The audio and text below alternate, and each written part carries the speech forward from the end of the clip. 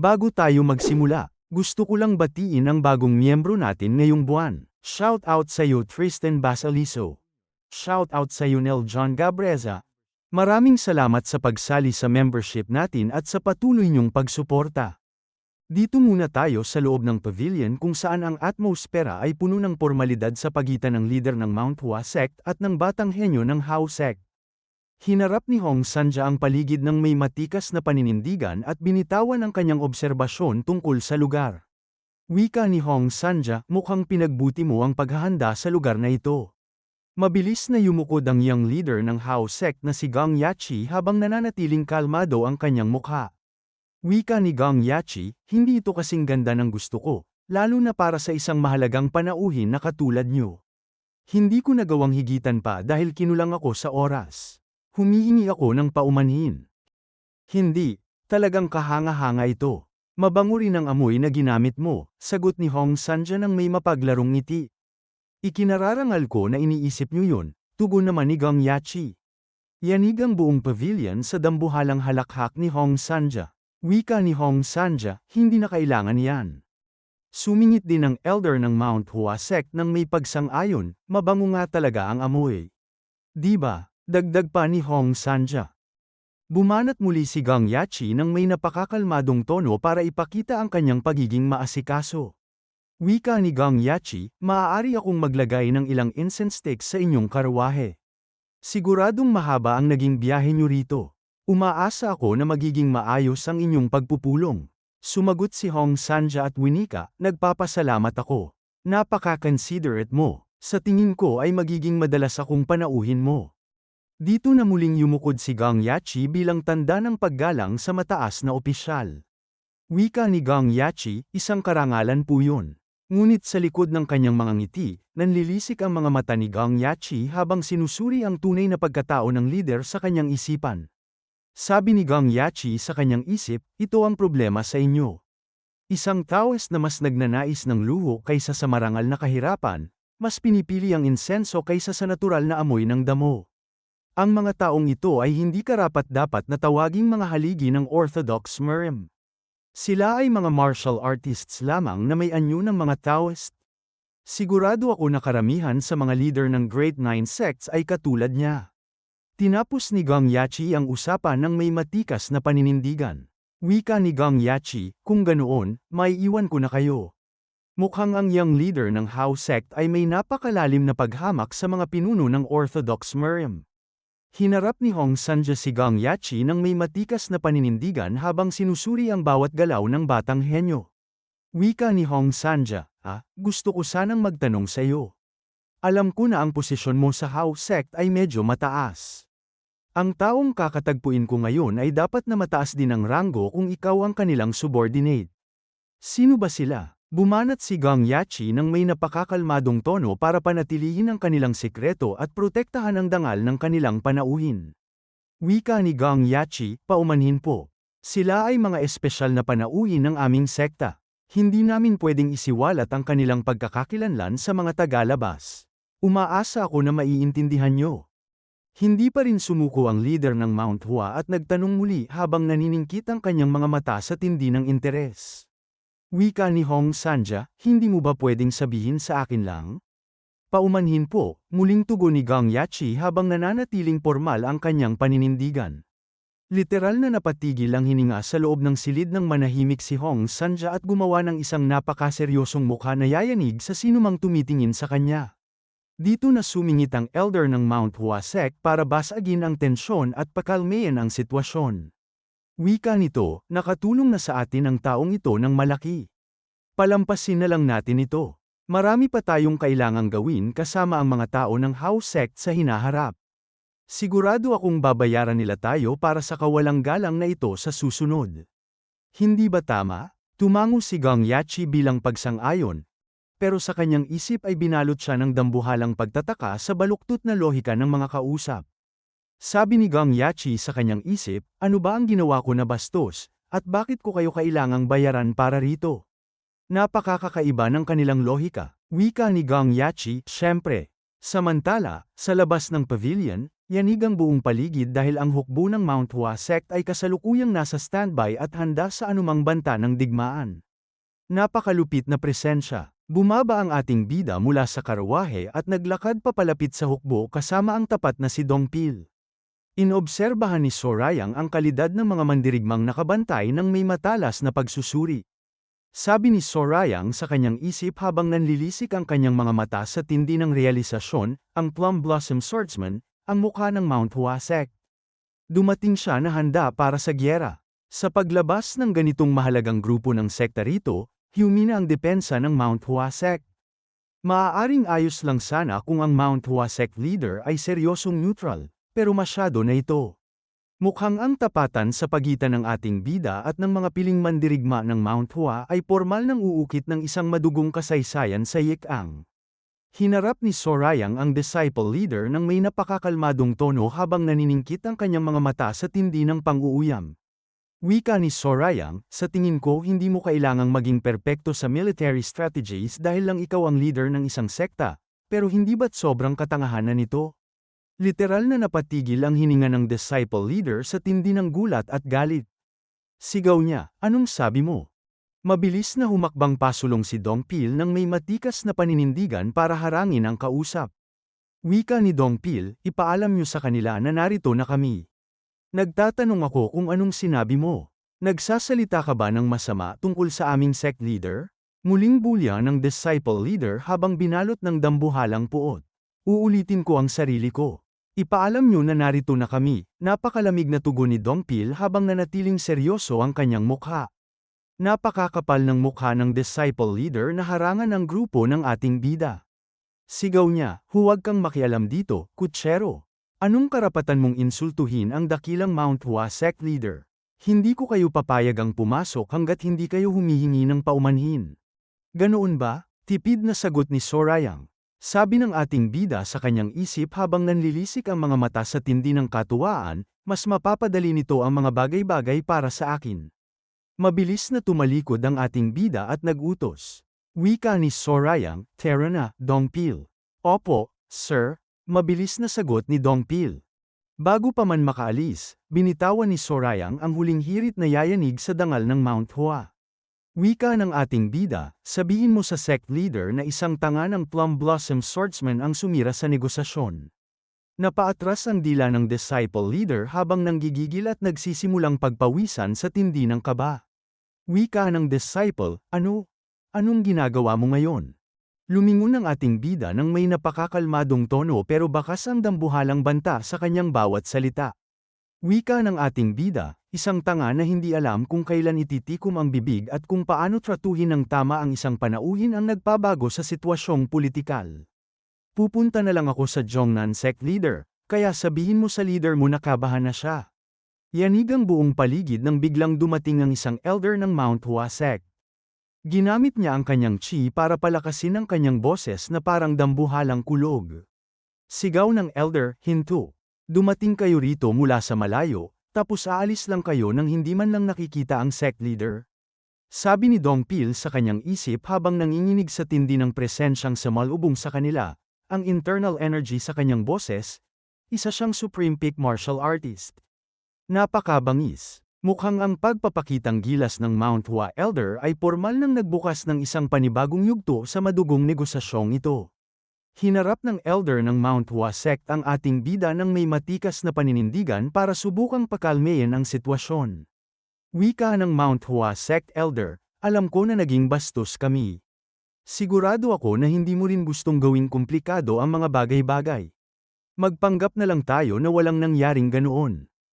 Sabi ni Sorayang sa kanyang isip habang naniningkit ang mga mata sa tindi ng pagkadismaya. Alam niya na naging bastos sila pero ayaw nilang humingi ng paumanhin. Kung nagkamali ang isang disipulo, ang taong namamahala ang dapat managot, pero hindi siya humihingi ng paumanhin. Itinuturing niya ito na parang isang hamak na pagtatalo lang. Hinarap niya ang elder nang walang kakurap-kurap. Wika ng ating bida, hindi ikaw ang sect leader. Bumanat ang elder para ipakilala ang kanyang tanyag na pangalan. Wika ng elder, ako si Guang Sanja. Sigurado akong narinig mo na ang tungkol sa akin. Hindi pa, napakalamig na sagot ng ating bida. Isang dambuhalang katahimikan ang bumalot sa paligid habang literal na napatigil ang hininga ng mga martial artist ng Mount Hua sa tindi ng gulat. Well, ayos lang yan. Hindi yan ang mahalaga. Tugon ni Guang Sanja habang pilit na pinananatili ang kanyang kumpas. Diniinan ng ating bida ang kanyang kondisyon para sa negosasyon. Wika ni Sorayang, syempre, gusto ko muna ng paumanhin. Sabi ni Guang Sanja sa kanyang isip habang binalot ng dambuhalang kuryusidad at pagkamangha, ito ba ang unang pagkakataon niya sa Jianghu? Hindi ko inakalang makakarinig ako ng ganoong mga salita mula sa isang bata na wala pang 30. Pero wala akong pagpipilian. Sila ang may hawak ng alas sa usaping ito. Hinarap ni Guang Sanja ang kanyang disipulo ng may matikas na paninindigan. Wika ni Guang Sanja, ilang beses ko na bang sinabi sa iyo na ayusin mo ang problema mo tungkol sa galit? Humingi ka ng paumanhin. Opo, sir. Sagot ng disipulo sa tindi ng takot. Lumapit ang disipulo sa harap ng ating bida at yumukod. Wika nito, pasensya na. Bakit ka humihingi ng paumanhin sa akin? Tanong ni Sorayang nang may napakakalmadong tono. Literal na nag-freeze ang utak ng disipulo habang binalot ng galit at pagkalito. Binitawan ng ating bida ang pinakamabigat na utos na yayanig sa dangal ng disipulo. Wika ni Sorayang, ang taong nainsulto mo ay siya, hindi ako. Iukod mo ang iyong ulo, sabihin mo kung ano ang ginawa mong mali at kilalanin ito, pagkatapos ay magmakaawa ka para sa kapatawaran. Nanggigigil at nanginginig ang disipulo habang pinagpapawisan sa tindi ng kahihiyan at pait. Napakabangis. Mukhang hindi hahayaan ng ating bida na matapos ang usapang ito nang hindi nakakamit ang tunay na katarungan para sa kanyang tauhan, habang ang Mount Hua sect ay formal nang dumanas ng matinding pagpapakumbaba. Hinarap ni Sorayang ang disipulo ng may napakakalmadong tono habang naniningkit ang kanyang mga mata sa tindi ng pang-uuyam. Wika ng ating bida, ganyan ang tamang paghingi ng paumanhin. Hindi ba nagtuturo ang Mount Hua sect ng simpleng kagandahang asal sa kanilang mga disipulo? Napakagulo. Hindi na nakapagpigil ang disipulo at literal na sumabog sa galit. Sigaw ni Baekyo, hayop ka. Mabilis na bumasag ang boses ni Guang Sanja para pigilan ang anumang kaguluhan. Wika ni Guang Sanja, Baekyo, Baekyo. Napatigil ang disipulo nang makita ang autoridad ng kanyang elder. Gawin mo ang sinasabi niya. Utos ni Guang Sanja, elder. Gulat na reaksyon ni Baekyo. Binitawan ni Guang Sanja ang pinakamabigat na banta na yayanig sa dangal ng disipulo. Wika ni Guang Sanja, babawiin ko ang iyong Plum Blossom Sword kung hindi ka hihingi ng paumanhin. Literal na napatigil ang hininga ni Baekyo sa gulat. Dahil dito, mabilis na lumapit ang disipulo sa harap ni Dongpil at yumukod. Wika ni Baekyo, pasensya na. Naging mayabang ako at lumagpas sa linya. Pakiusap, patawarin mo ako. Sige, tipid na sagot ni Dongpil habang nanatiling matikas ang paninindigan. Hinarap ni Guang Sanja ang ating bida at winika, dapat ay maayos na ang alitang yon. Bumanat ang ating bida ng may napakakalmadong tono. Wika ng ating bida, well, hindi talaga ito sapat, pero pwede na. Ngayon, dalhin mo ako sa iyong pinuno. Ngunit sa likod ng kanyang pormalidad, nanggigigil sa galit si Guang Sanja habang pilit na hinahawakan ang kanyang emosyon. Sabi niya sa kanyang isip habang nanlilisik ang mga mata sa tindi ng puot, nakakuha ka ng paumanhin mula sa isang Mount Hua swordsman. Babawiin namin ang paumanhin na yon. Patay na kayong lahat oras na matapos ang deal na ito. Yanig ang buong pavilion nang pumasok na sila sa loob. Wika ni Guang Sanja, sect leader, narito na ang mga panauhin. Seryosong tinitigan ni Hong Sanja ang ating bida habang naniningkit ang kanyang mga mata. Sabi ni Hong Sanja sa kanyang isip, bata pa siya. Hindi pa man lang siya umabot sa 30 taon. Inobserbahan din ng ating bida ang pinuno ng may matalas na pagsusuri. Sabi ni Sorayang sa kanyang isip, ito pala siya. Ang atmosfera sa paligid niya ay ibang-iba sa dating pinuno. Ang kanyang martial arts ay mukhang sapat na para sa isang sect leader. Hinarap ni Hong Sanja ang ating bida ng may mapanghamak na tono. Wika ni Hong Sanja, lahat ng ingay na yun sa labas. Wala kayong kagandahang asal. Napakalupit na sagot ang isinalubong ni Sorayang habang dahan-dahan na umupo sa upuan ng walang pag-aalinlangan. Wika ng ating bida, kagandahang asal. Napakahusay ng mga yon. Kung hindi lang dahil sa alitang yun sa labas, naging mabait din sana ako sa iyo, pero hindi ko na nakikita ang pangangailangan para doon. Simulan na natin ang negosasyon nang makaalis na. Mukhang ang entablado ay handa na para sa isang madugong usapan sa loob ng pavilion, habang ang ating bida ay formal nang kinuha ang kontrol sa gitna ng mga lider ng Mount Hua. Hinarap ni Hong Sanja ang ating bida nang may nanlilisik na mga mata dahil sa tindi ng puot. Wika ni Hong Sanja, anong karapatan mong makipag-usap sa akin sa ganyang paraan? Sino ka ba? Bumanat ang ating bida nang may napakakalmadong tono habang tinititigan ng lider ng walang kakurap-kurap. Wika ni Sorayang, wala ka nang pakialam doon. Dumiretso na tayo sa punto. Literal na napatigil ang hininga sa loob ng silid ng magalit ng husto si Hong Sanja. Sabi niya sa kanyang isip habang nanggigigil sa puot, ano? Ang mayabang na batang ito. Walang takot na inilatag ng ating bida ang kanyang dambuhalang alok na yayanig sa kumpiyansa ng Mount Hua. Wika ng ating bida, gaya ng nasabi ko na, nasa amin ang minamahal na kerida ng Steel Blood Fortress leader. Kasama rin namin ang kanyang gwardya, pero sa tingin ko ay wala siyang gaanong halaga. Bibilhin mo ba sila? Napatigil si Hong Sanja at bumasag ang kanyang tawa na puno ng panghahamak. Wika ni Hong Sanja, bibilhin sila. Nakakatawa, hindi mo ba sila ibibigay sa akin? Hinarap siya ni Sorayang nang may matikas na paninindigan at binitawan ng isang nakakangilabot na katanungan. Wika ng ating bida, hindi mo ba alam ang ibig sabihin ng salitang negosasyon? Inisip mo ba talaga na ibibigay lang namin sila sa iyo ng libre? Napaka-naive mo naman. Hindi na nakapagpigil si Hong Sanja at literal na pinakawalan ang kanyang dambuhalang chi. Yanig ang buong paligid nang magsimulang mag-crack ang mesa sa ilalim ng kanyang kamay sa tindi ng puwersa. Wika ni Hong Sanja, ikaw ang knave rito. Ang dakilang Mount Hua sect ay nasa itaas ng Great Nine sect. Ako ang leader ng ganitong sekta, tapos maglalakas loob kang sabihan akong bilhin sila. Dambuhalang sumabog ang chi ni Hong Sanja habang binalot siya ng matinding presensya. Wika ni Hong Sanja, hindi mo alam ang iyong lugar. Ngunit ang ating bida ay hindi man lang natinag sa tindi ng pressure na inilabas ng leader. Literal na nagulat si Hong Sanja nang makitang wala itong epekto sa ating bida. Bumanat ang bida nang may napakakalmadong tono. Wika ni Sorayang, sa tingin ko, ikaw ang hindi nakakaalam sa iyong lugar. Samantala, sa labas ng pavilion, nakaupo ang tapat na si Dongpil sa labas ng karawahe para magbantay habang binalot ng matinding kaba. Sabi ni Dongpil sa kanyang isip habang naniningkit ang mga mata sa tindi ng pag-aalala, sana ay maayos lang ang young leader. Hindi niya magagamit ang kanyang demonic energy dahil kailangan naming panatilihing tago ang aming pagkakakilanlan. Hindi maganda ang pakiramdam ko rito. Hinarap ni Baekyo ang tapat na si Dongpil nang may nanlilisik na mga mata habang binalot siya ng matinding kayabangan. Wika ni Baekyo, mali ang postura mo. Napansin siya ni Dongpil pero nanatili itong kalmado sa kanyang pwesto. Bumanat muli si Baekyo nang may mapanghamak na tono para maliitin ang ating tapat na gwardya. Wika ni Baekyo, malamang ay natuto ka ng ilang mga teknik, pero dapat mong malaman ang iyong lugar. Well, sa tingin ko ay bagay yan sa isang kutsero. Malamang ay may pera ang master mo para bigyan ka ng espadang kasing ganda niyan. Mukhang umiiyak ang espada dahil kailangan itong magsilbi sa isang talunan na katulad mo. Napakalupit. Binaliwala lang siya ni Dongpil nang may matikas na paninindigan. Ngunit sa kanyang isipan, hindi na napigilan ni Dongpil ang pagkadismaya sa kalidad ng mga taong kaharap.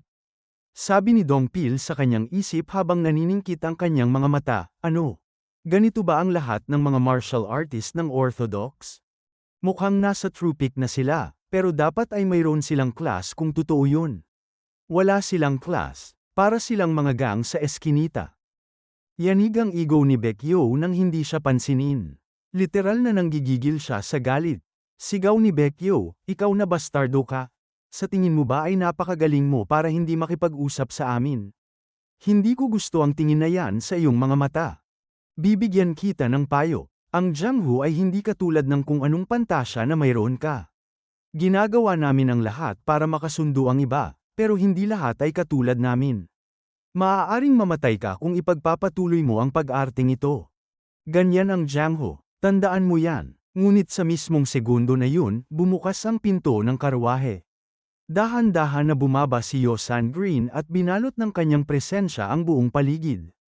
Wika ni Yosan Green, sino sa tingin mo ang nagtitimpi sa ating dalawa ngayon? Literal na napatigil ang hininga ni Dongpil sa gulat. Wika ni Dongpil, bakit ka lumabas? Binubuisit nila ako, kalmadong sagot ni Yosan Green habang nanatiling seryoso ang kanyang mukha. Napakalupit na ganda. Ang mga mandirigma ng Mount Hua sect ay literal na nabighani at napatitig sa tindi ng alindog ni Yosan Green.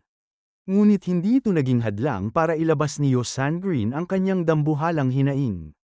Wika ni Yosan Green, patuloy kanilang iniinsulto habang iniisip na ang kanilang walang kwentang martial arts ay mas magaling kaysa sa lahat. Paano ako uupo lang at pakikinggan ang lahat ng yan?